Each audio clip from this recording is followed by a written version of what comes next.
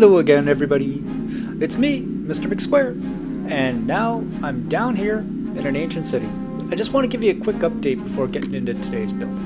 So, it took me about a week, but I cleaned out all the skulk sensors and warden spawners and shriekers and everything else that's down here. So it's now a safe ancient city. Now, there's a bit of skulk on the ceiling, but can't get every piece in one go. But the city itself has all been cleared out.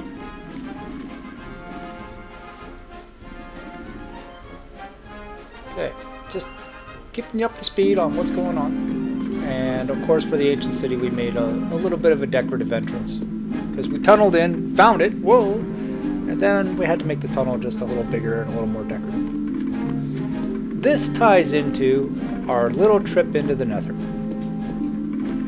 Because I've got diamond gear, and I was looking for the netherite template. And you can only get the netherite template from the bastion strongholds or fortresses from the piglins. So, this is my nether portal at the bottom, at 0 spawning area, but at the bottom of the world. And when I went in, just spent a few weeks of looking for it.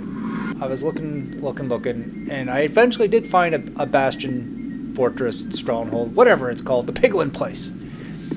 And, spoiler, there's no netherite template here, but look at that red stuff. That red stuff right in the middle? That is netherwort. Yeah, there's a whole lot of piggies in there. And the short version is, I fight the piggies, and I get the netherwort. So with netherwort, which I've transplanted back at home here, netherwort you plant on soul sand or soul soil, it'll grow. You can't bone meal it or anything, it just takes time. But now that we've got netherwort, my focus has changed. It's not about getting the netherite just at this moment, and I don't have a template yet. It's about making an experience point farm. Now, I didn't bother to build the farm yet because netherwort and blaze powder were the key components. So this is my tunneling system. It's got half slabs on the bottom, so nothing spawns in the tunnels I built. And it's essentially so I can move around the nether safely. See, all the gas and everything are on the outside. The glass lets me see, but doesn't make the monsters mad, so they don't notice that I'm really there. They can jump around all they like, but they're staying out of my little safety tunnels. And the big indicator for a nether fortress is that nether brick. Whenever you see the nether brick, you know it's a nether fortress. So when I found a nether brick pillar, I built a stairway up to the top where the platform and the monsters show up. And of course, when I build stairway, I like it safe so that gas and skeletons don't just wreck my day. Oh, and blazes too. Let's not forget those little fiery buggers. There's a blaze over there. And the great thing about blazes is that they drop the blaze rods. And blaze rods equals blaze powder. So I got half slab on top and bottom to control the entrance. They can't come in. And then I can farm them. But it gives me a safe place to run back to. Then there's the wither skeletons. Nasty little things. And if you can collect their skulls, that's the key to making beacons. But that's an adventure for a different episode. So for now, the skeleton head drops are pretty rare, but the blaze drops with the blaze rods, it's pretty much a given. We just gotta go in there and see how many we get. There we go.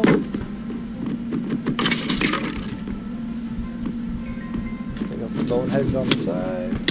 Oh, so you want to give me more blaze rods, do you? Well, I'll take them. The two things you're going to need the blaze powder for are brewing and to turn the ender eyes into eyes of ender, or whatever they're called, so that you can find the fortress and build nether chests or ender chests.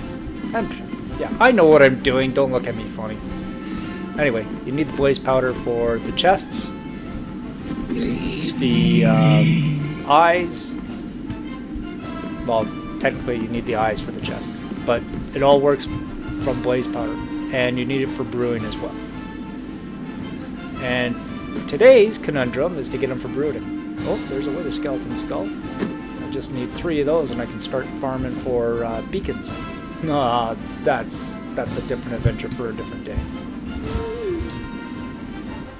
Okay, so back at the crater. We're back to site selection. Where am I going to put an experience point farm? It doesn't have a big footprint, but it's a little bit tall. So we're going to build it off the bottom level, and we're going to stick it in this corner. You can see I've started to clean out the corner. And that's a staircase because I thought the scaffolding was starting to look a little too taggy. So I put in some actual stairs. There's a stairwell over here and a ramp on the far side now. But anyway, back to the farm. So it's right below this corner here.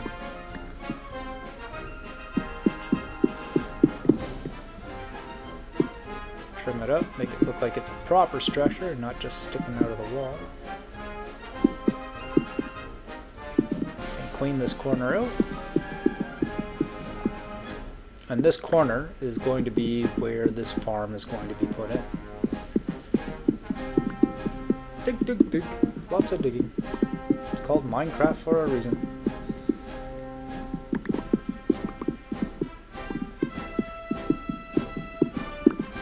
Okay. Don't worry, I'm going to fast forward a whole lot of sections for you so you don't have to sit and watch me just dig rocks. So that's the corner that it's going to go into. And it's going to require a bigger footprint than that. You'll see with the time skips that the hole gets a little bit bigger. Sticking stone in the furnace gives us a smooth stone. And the whole farm itself is going to work off of, what are they called, those infested little buggers?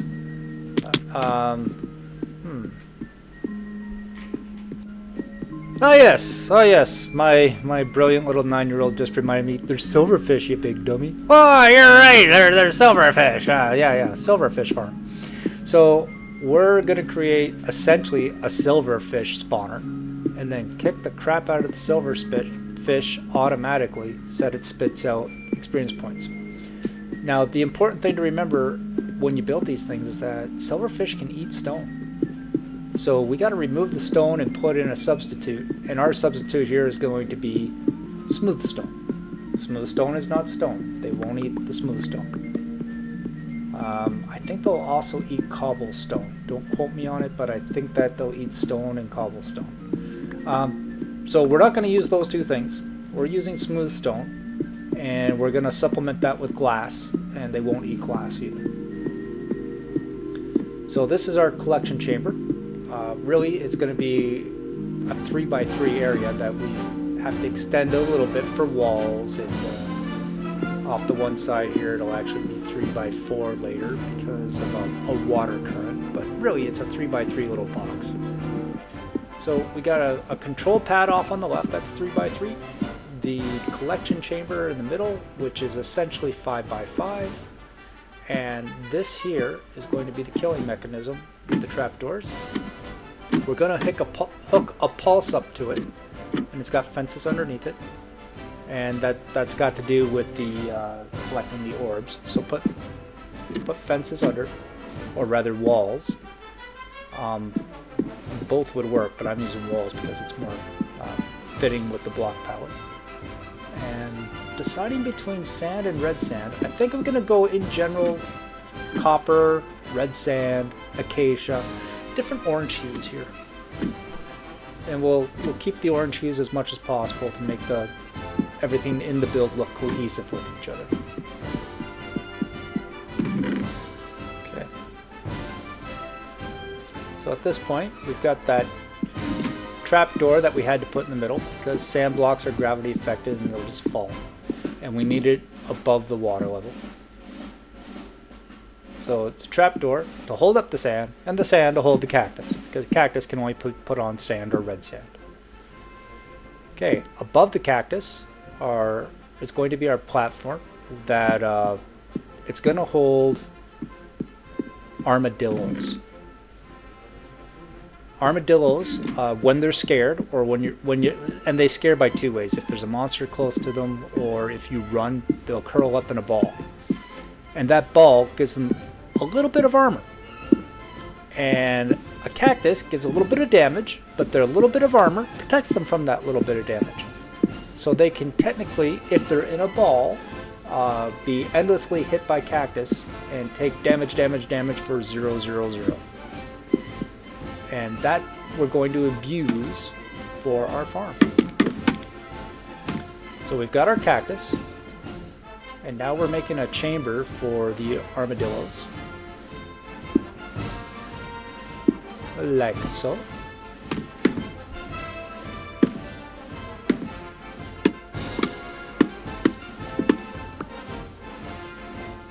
And the bottom will eventually be filled with a water current to collect all the experience points and push the monsters to a killing machine. So that's almost it. And you can see the glass is 5 high. Because after 5, that's all you need. The next level is going to have zombies. So we put a temporary block in there, right in the middle. And we're going to have to put a trapdoor on top of it. It's not good enough to put the trapdoor below, because in the process of putting armadillos in there, we don't want a baby armadillo to sneak through. So by having the trapdoor on top of that, there's not enough space for them to squeeze out. I think a baby armadillo might be able to squeeze out if it was just a half block, but they are a trapdoor height or thickness short of having enough space of escaping. Okay, so now our water chamber is going to be 3 by 4, and that's just that we can have a current that pushes everything towards a trident killing machine. The more tridents, the better. Minimum to use 3. I'm going to use 3, and then as I get more tridents, I'll add more to the machine later, which is super simple to do. Okay, 3 by 4 with the water current. Water with a 1 gap, the one in between becomes a permanent water source as well. If it was 3 by 3, the whole thing would just become water, and there'd be no current. But 3 by 4 still allows for a current to flow. And we'll test that out by just throwing any old object in there. We'll throw a stone in, and we'll just watch the current push it. Whoop. And there it goes. Perfect. Okay, so everything's going to get pushed to this corner. And that's why we've got that little bit of a hole created between the wall and the other brick. You can see it just leaves a little gap. And that gap is big enough for experience point balls just to flow through. We're done with the chamber itself, so you can close it off.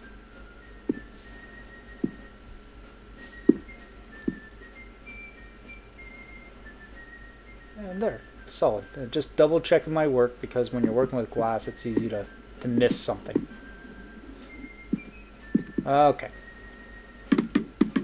So the chamber's complete. Now we gotta fill the chamber. At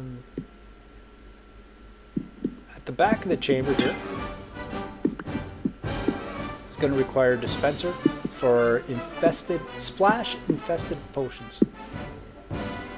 Or potion of infested, I should say. Okay, that's facing the wrong way. We need to face towards the middle. And that should be it, but we're going to double check. Because if we need to fix it, now's the time to fix it. Can't quite see for sure over here. Nope.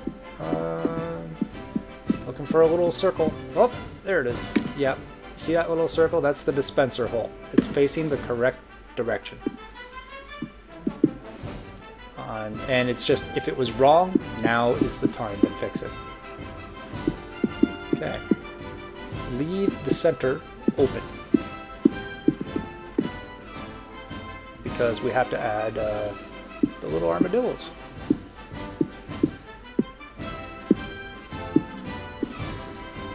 Okay. Our little collection zone.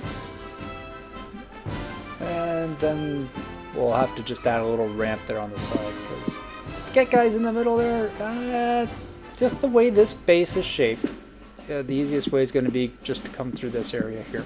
You might have to build a staircase or a platform or your own access ramp, just to make life a little easier. And of course, spider eyes, because these little guys here, they're the armadillos. If you run at them, they get scared, or if they see a zombie, they're going to get scared. So our mechanism is going to be collect a bunch of them, put them in a hole, and then make them scared so that they curl up into balls. Because the ball equals armor.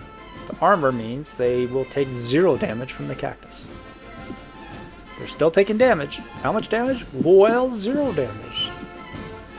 But because they are taking damage, even though it's 0, that will enable the spawning mechanic for the infested potion. And I'll give him a little bump.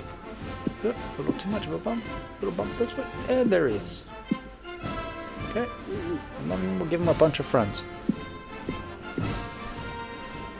And his friends are easier to get into the hole, because when we feed one, and it activates their lovey-dovey I want to breed mechanic, they will take the shortest path possible to find each other. They'll jump in all on its own. Don't even have to encourage him. He's motivated. So we got a whole bunch in there now. And I'll just quickly show you that the babies, because they're standing on top of that little trapdoor that we put, they don't fit in the half block anymore. Because that's less than half a block. It's one trapdoor short of being a half block. So the baby's stuck in there too.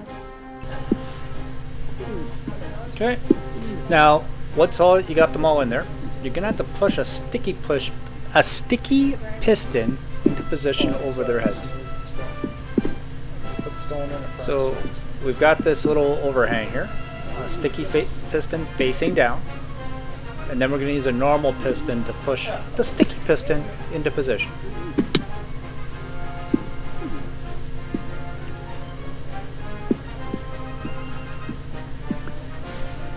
We'll get a lever or a button to activate the regular piston.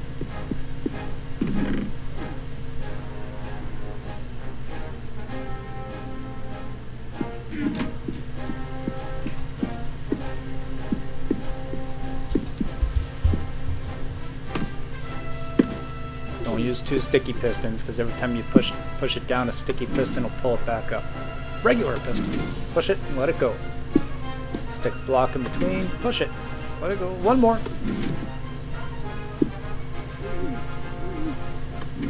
And that's in position.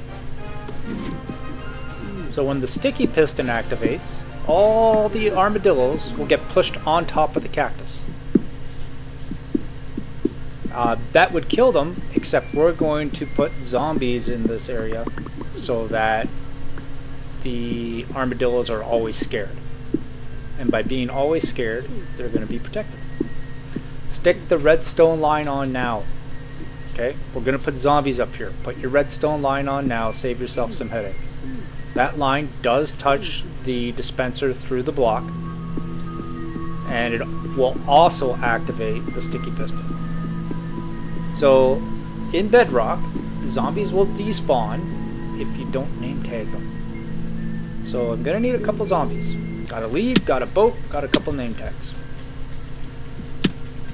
And through human error, and just practical experience, even though I've got zombies in a boat, I'm not gonna name tag them yet until they're in position. I've had it before where this process has taken too long, they've burnt up, or something else has happened, and I lose the zombies. So they're not name tagged yet. I'm going to wait until they're in position and then I will name tag them. So we've mostly got them where we need them. Close them in some protective glass. Protect us from them, protect them from everything else. Because we're in a cave, no sunlight's going to burn them. If they are outside, you'd have to work in a hurry before the sun burns them up. Okay, they gotta be pulled over just a touch. Just a touch to get out of the way. Back to the lead. Hey guys. Okay. Trying to find the sweet spot where the lead will attach. Come on. Come on. Come on. There it is. Okay, and now that we got the lead attached, just nudge them over, just to get off the wall, guys. Come on. There! Haha! We win.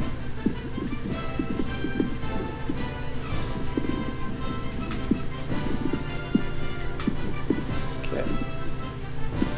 Detach the lead. I don't care if I ever get the lead back, so I'll just let it sit in the hole and despawn on its own. There it goes. Finish closing them in on glass. And now name tag. Zomboy. Hey, and you are also Zomboy. You're both Zomboys. Okay, got the boys in the box. Close them in. If I was doing this in an outdoor environment, I'd have to make sure that I did this quick enough that the sunshine didn't burn them up.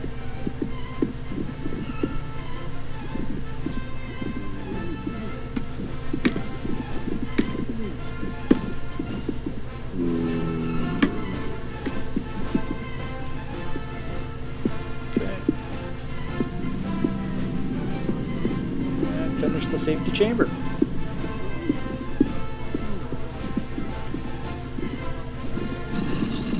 Okay, we got 2 zombies, and that will cause all the armadillos to curl up into balls. They don't like it. See, they're in their protective little shells, and every time they stick their nose out, it's like, nope, zombie, gotta go. And that will keep the damage away from them. They're in there just enough armor to prevent the cactus from doing any actual damage. Okay, we're almost done. All that's left is the redstone component of the killing machine. So we got a comparator here, but you have to switch the light on. When the light's on, and you give it a power boost, right, you'll see the flash. It's got a pulse happening. If the light's off, it'll be a solid signal. And we don't want a solid signal, we want it to pulse. Because every time it pulses, we're going to use that to run the trapdoors, open and closed. Opening and closing trapdoors with tridents that are in a certain state will basically make them continuously attack the silverfish. So, very important that the trapdoors are hooked up to the redstone side, not the glass side. And to make the tridents drop in position, the square above go from the top. Like so. Okay, I've got a little bit of lag because as soon as I turn on my OBS recording, the game lags a bit for me visually. But when you do this normally, the visual will be much more clear. You won't have the laggy issue. But you can see the trapdoors are going up and down. So, put these trapdoors in that position. Fire your tridents at them. Now, the game has not registered the trident really hitting a target here. It's in attack mode. And it's still in attack mode. And it's still in attack mode. And listen for little metal tings. Metal tings equals success. Test it with your kill switch. Yeah, kill switch. Okay, they're in position. Ting, ting, ting, ting, ting. Yes, that's a winner. Every ting is still the trident attacking. And if the trident's still attacking and the silverfish are touching it, they get damaged. Now, this would have been much more efficient if I put impaling on the tridents, but man, that's... with my current resources, that's not happening. Who knows, in the future I might pick them up and enchant them, but for today, they are just regular tridents. Impaling will do additional damage to them because we used a water collection source on the silverfish chamber. Okay, 2 separate switches. The switch to the trident pulses, which means it fires constantly over and over again.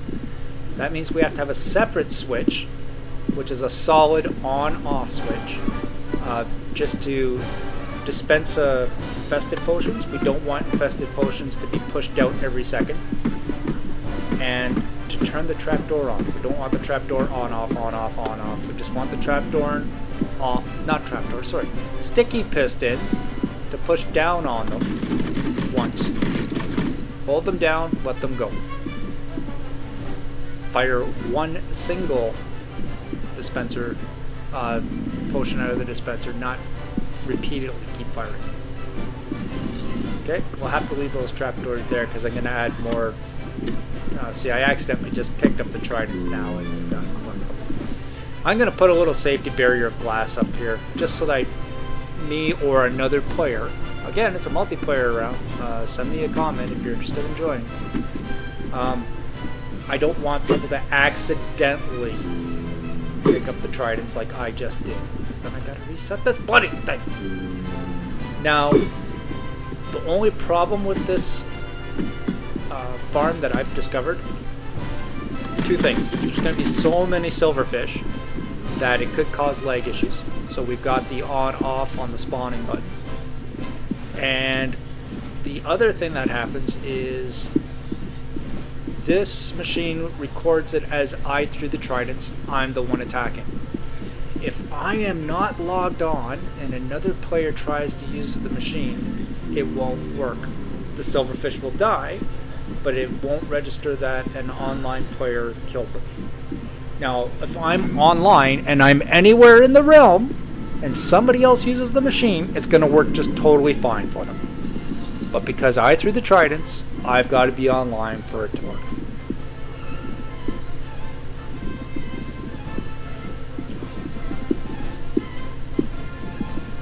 Not a big deal. I played this game way too much. Okay, so there we are. Now to make the infested potion, the blaze is the fuel.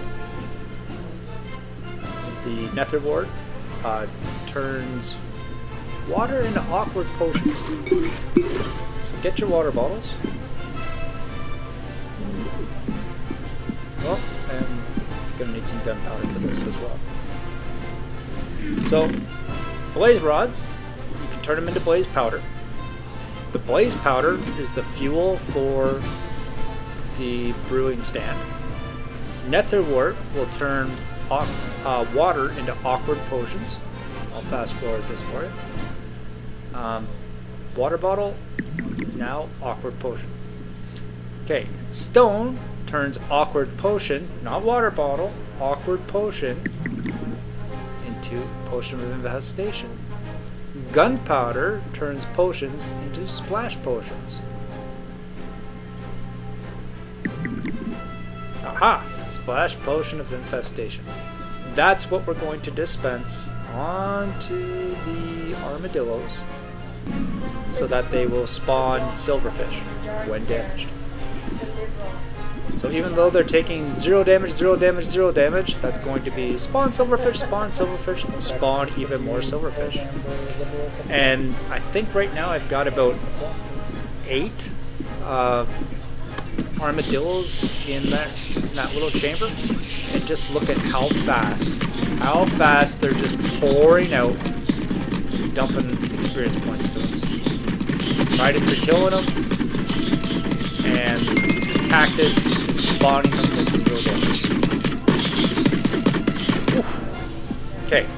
So that lagged up on me pretty good. So I had to just skip over to the finished end. You see, I'm now level 71. That is 71 experience levels in approximately 2.5 minutes. The potion lasts for 3 minutes. Yeah, let's say it's 3 minutes to get 71 levels. I already had like 20 levels, but it gives you a pretty good idea. 70 levels, 3 minutes. Pretty good. Pretty darn good. Whole lot of setup, but once it's set up, it's really good. So the machine's done. Everything is done except for the decoration. And here I'm just using copper grates to separate the different floors. So I've kind of got like the work access floor at the top where the zombies are. And I didn't need the ceiling all the way to the top, so I'll put blocks back in. Again, there's copper doors, copper trap doors for doorways.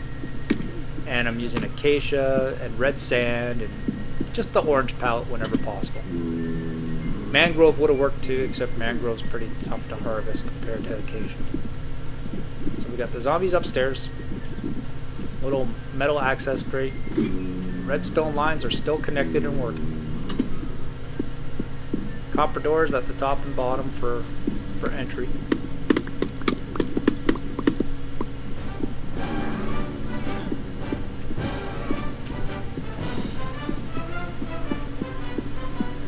Then the only things left to do will be put the brewing stand down below, along with its the ingredients needed for more infestation potions, so that I don't have to go to another building just to restock infestation potions. It's just one-stop shopping.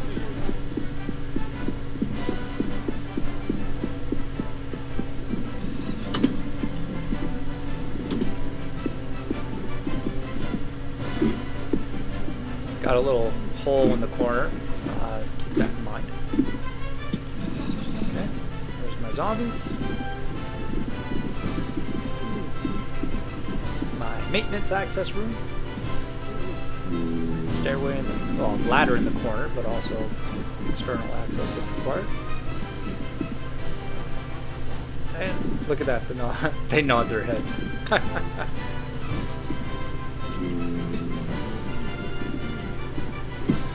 Okay, so moved a little netherwork growing patch here, and I'll show you a little trick here with chests. If you put chests next to each other, one of them's going to wind up being a double.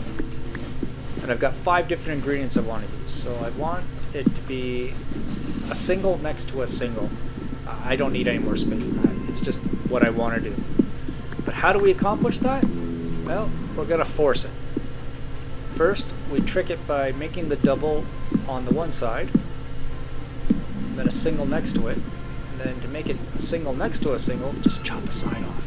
Look at that. Look at that. The net effect, you're tricking it, giving you small little single boxes instead of it all being double chests. And that's just because I'm using different ingredients and I want different boxes. I could have made them all double chests, but this is what I wanted to do. So I forced it and made it work. Each box has a different component, and I'll throw a birch sign on the front, just because birch is easier to read from of what's in each box. And of course the brewing stand itself.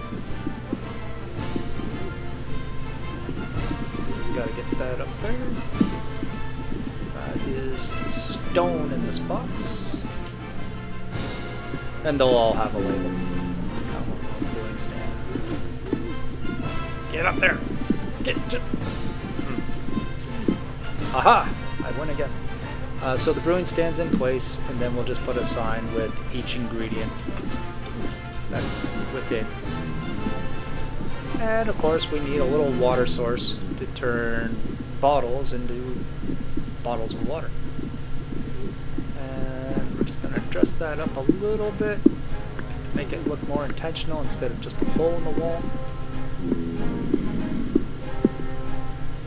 Decorate it with a bit of stone brick.